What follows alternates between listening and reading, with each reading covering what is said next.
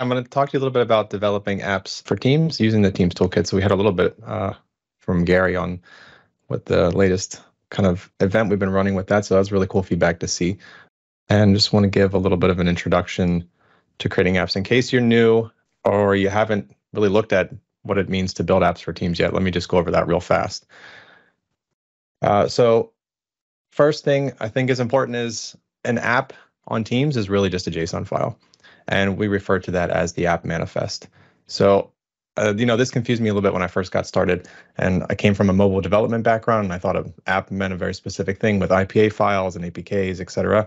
But on Teams and Microsoft 365, app isn't really that. It's really this JSON file that kind of defines on how you want to extend. So that's the first thing. And an app is how you customize or extend functionality in Teams. So if you want to do something unique or custom in there, then an app is what you'll need to create. And the manifest is how you define exactly where and what you're customizing. You host the web content. So all of these things are hosted experiences, and it's up to you on where you want to do that. And some of the extensibility points work across Outlook and the Microsoft 365 app too. So you can build with the Teams app, with the Teams manifest, but you can also run some of these things across multiple hubs. So what I'm going to talk about is Teams Toolkit. This is really our dev tools for how you can get started and how you can build these apps. And there's a couple things that includes. It includes project templates, hosting templates for Azure, and CI/CD templates, and a bunch of templates to help you get started and make kind of these decisions on getting things set up a little simpler. And it also includes some new features in version 5, which I'll show you, which are kind of a way to compose the automation that's needed. And we give this to you as a CLI tool and also as IDE extensions, so VS Code extension and a Visual Studio 2022 extension. All right, let me just go right into show you how to do this. I'm going to bring up the chat on the other side of my screen too. If you have a question or something's confusing, feel free to drop in the chat and I'll try to check it as progress bars are spinning, etc. So I'm going to try to go through it live with you. So you'll have to bear with me as we have to watch some things spin. So I'm going to use the CLI, the Teams FX CLI, to get started. You can also use the VS Code extension. I'll jump into that in a minute, but I think the CLI tool is pretty easy to get started, and we don't show that as often. Yeah, thanks, Waldek. CD, continuous deployment. So you can install the CLI tool from NPM, and I actually did have that up here. So that's on here. So it's at Microsoft Teams FX CLI. And you can just install it here. I'm using, I think, the alpha version here because that is the latest to have all of the new functionality that I'm showing. So if you want to follow along, you'll have to install either the beta or the alpha. I think I'm using the latest alpha. To get started with a new project, you can just do Teams FX New. And then I'll walk you through a couple steps on choosing an app type for Teams. So I'm going to create a new app, and I'm just going to choose a notification bot. I think that's the simplest to demonstrate. And this is a way for you to send a message in Teams based on a couple different triggers on how you want to trigger that message.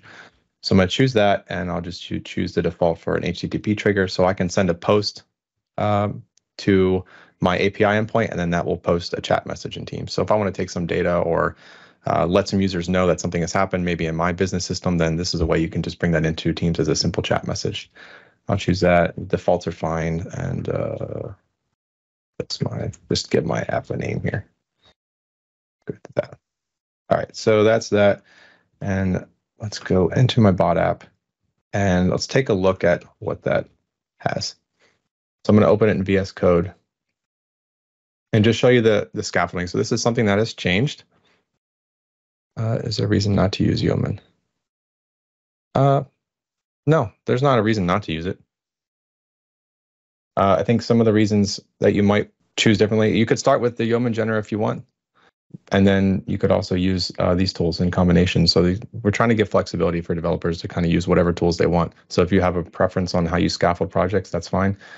We have different templates in our tools and some different opinions on what those scaffoldings look like. So it's up to you. You can also start with the Yeoman generator and then, adopt the things you like about the Teams Toolkit. If you want to be able to F5 from VS Code and run them across hubs, etc. So I can show you some of that in a minute. So this is the kind of default project structure that we give across all of our scaffolds. The first thing you have is an app package folder. This is where the JSON manifest lives. So this is your app. And there's a couple opinions that we express on here by default. We give you some placeholder values in here that can be replaced by the tooling. For example, you can see already, like there's no ID defined here. There's just this syntax for replaceable variables. And we kind of do that throughout the manifest. Like there's no bot ID here. And the reason we do this is so that way you can configure multiple environments. So I can host a bot and a Teams app locally for like my web experience and have debugging and support from Visual Studio or VS Code. And then I can also not have to duplicate all this in order to have another environment, like a staging environment or a production environment. I can use one manifest and keep that in my source control. And then the way you can control all that is through environment files. So for example, this Teams app ID maps over to this environment variable inside this local file. And we haven't defined it yet because I haven't actually run the tooling.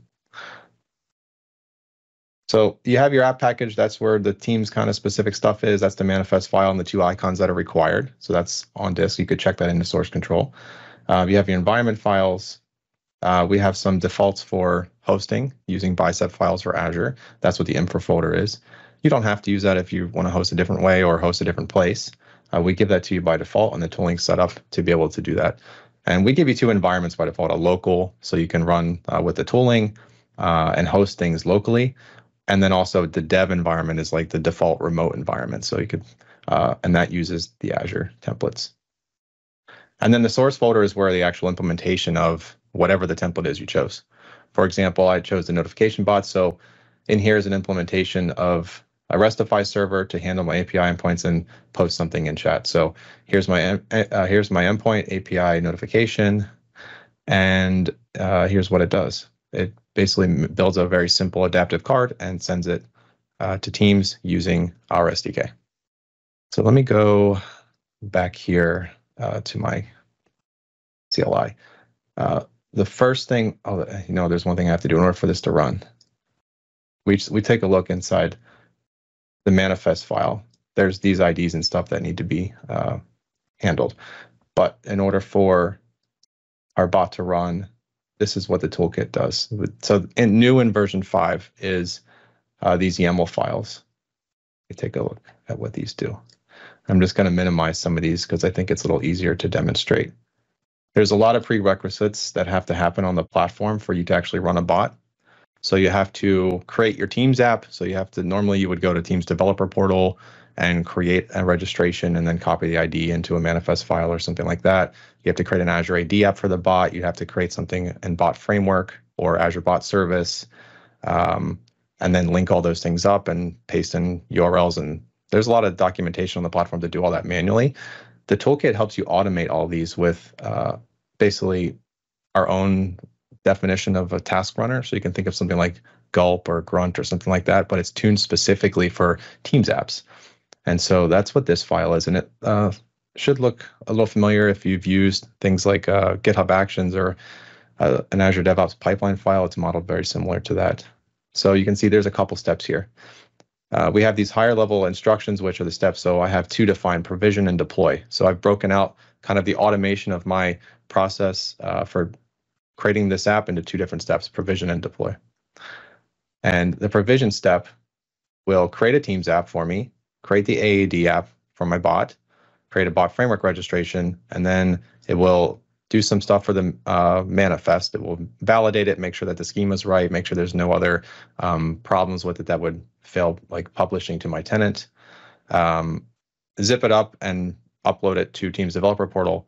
And that's what Teams app update does. So it kind of automates all these things. And then each of these steps has some parameters that you can define, that you can customize if you want to. So for creating my app, here's the name of my app. And I've added a suffix for the environment. So I can easily see as my app's running in Teams, if it's my local one or my staging one or my QA one or whatever, I can tweak the name of that. And then it saves the ID that it will create in the Teams app ID environment variable. So this is kind of the inputs, and then these are the outputs. And that pattern is kind of repeated throughout these different actions. So here's one, create the Azure AD app for the bot, and then it outputs what is created there to these environment files. And that maps to these over here. So what I can do now is I can just press F5 straight from the toolkit and just start debugging. So you can see I have some debug launch profiles by default. That's scaffolded for you if you create with the tooling. So you can just start debugging, and basically we'll go through all of these steps. You can see some of that down here as the toolkit does some prerequisite checks to make sure your development environment locally has like Node.js installed and that you have an account set up. I've already logged into the tools with my Microsoft 365 developer program account, so I already have an environment that I can run this in that has the permissions and everything I need. And it will go through these different steps. So right now it's going to run the provision step first, and it's going to go through, and you can see it's going through these actions. And it'll go through each of these as I've defined, and then next it will do the deploy step. And this one might take like a minute or two, because it's going to run npm install on this project. So once that's ready, then the browser will launch. And something else that's new in the toolkit, if you're unfamiliar, is we have a new task for handling tunneling for you. So that's defined in task.json. Which is, relies on the VS Code. And you can see here we have our own tasks here to start a tunnel, configure the ports, and you could tweak this if you wanted to. You can change the parameters here. And when it creates that tunnel, it's going to save the endpoint to these environment variables. So that way, whenever you press F5, all the things that need to be updated in the Azure portal, like the bot framework registration and your redirect URLs, anywhere that you want to have that dynamic URL, you could put in this environment variable. So that's going to run, and then let me make sure I don't miss the browser popping up over here. Probably launch on my other screen.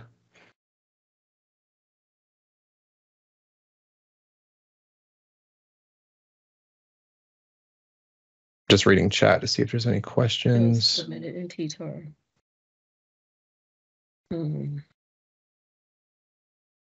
Any preset up for tunneling via ngrok? We used to default to using ngrok, but we don't default to that now. Now we're defaulting to like the built-in VS Code kind of dev tunnels feature. So that's what we're using here. You could swap this out if you want. I forget the exact syntax, but there's another type here. It might just be ngrok. I forget exactly what it is. It's in the documentation, but you can choose whatever you want. The other thing you could do is you could just run ngrok here with the same ports, and then get the URL and just paste it in to those environment variables. So you could go in here, and then you could paste it in your ngrok URL here. You can see the tooling's already put in my dev tunnels URL. And so you can just update this with your tunnel URL if you have some other tool that you want to use. And then if this is already filled in, the tooling won't replace it. It'll just use it. So you can do that. Same with the IDs. If you already have a Teams app ID, you just paste it in here. And same with a bot ID. You could just paste it in here.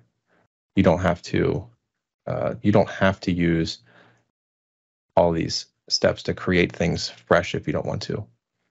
The nice thing is if you check these things in and then another developer wants to collaborate and they don't have those environment variables filled in, then the tooling can help create them with the account that they have signed in. So I have the Teams Toolkit extension installed in VS Code. You can see I already have my identities signed in here. You can do the same thing with the CLI as well. There's a Teams effects count command, and there's a way for you to sign in with Azure or sign in with M365, and then that'll be the identity that your CLI tool uses. So the extension does the same thing. You can see the extension does a couple other things in here. It shows you the different environments you have configured. So these map to the names of the files that I have. So I have a local and a dev. And then there's some other, you can see it also detects the different lifecycle steps that I have inside of my YAML files. So here I have a provision, a deploy, and a publish step. And that is what these link to.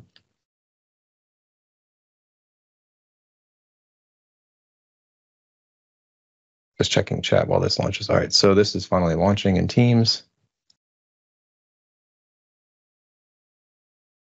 So what the tooling has done is it's gone through all those steps, created all those, automated all the creation of all the kind of platform resources I needed. So the Teams app ID, the bot framework, registration, the AAD app for the bot, configured all those things, and now it's side loading on Teams for me.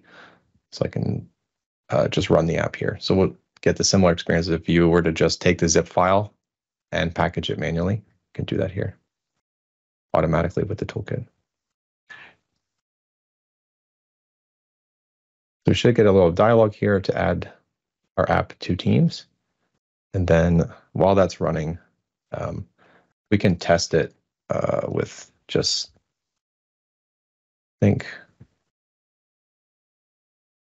just post a message to it. And what is the URI? I think we have to go back and get our URL here. So back in VS Code.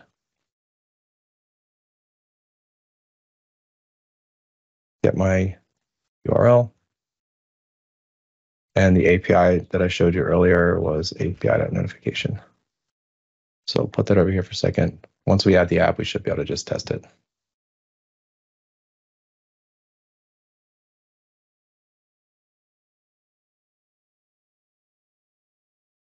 Get that out of the way.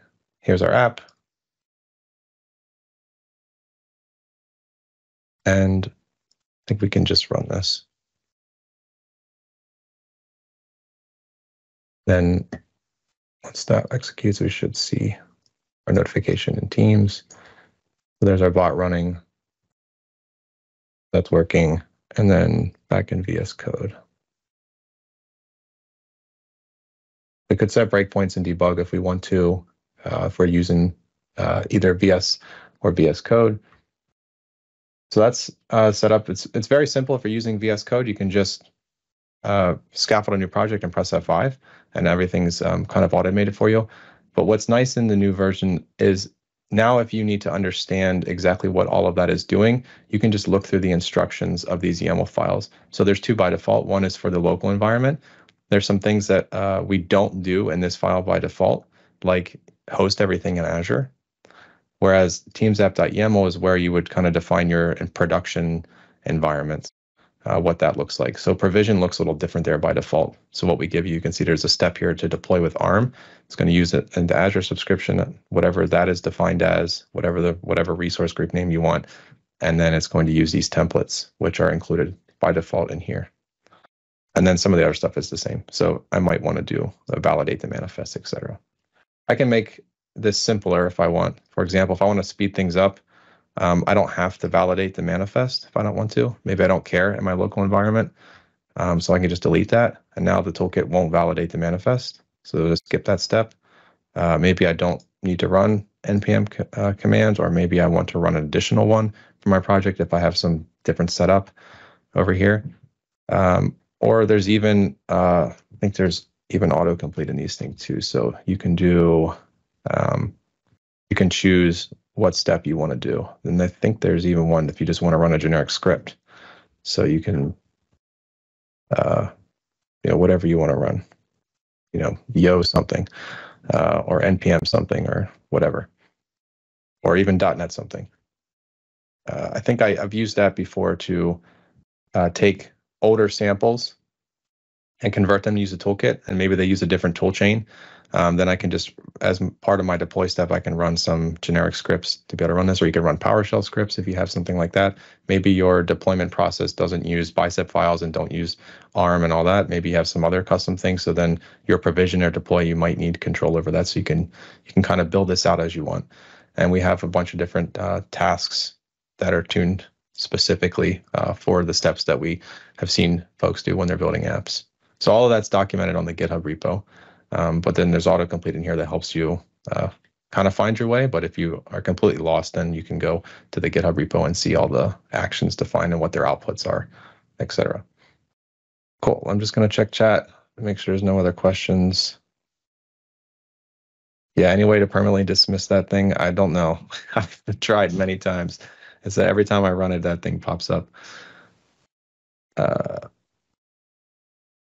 I'll go through the chat here in a second and answer any questions that I missed. But if you want to check it out, let me just recap. Bring this up here.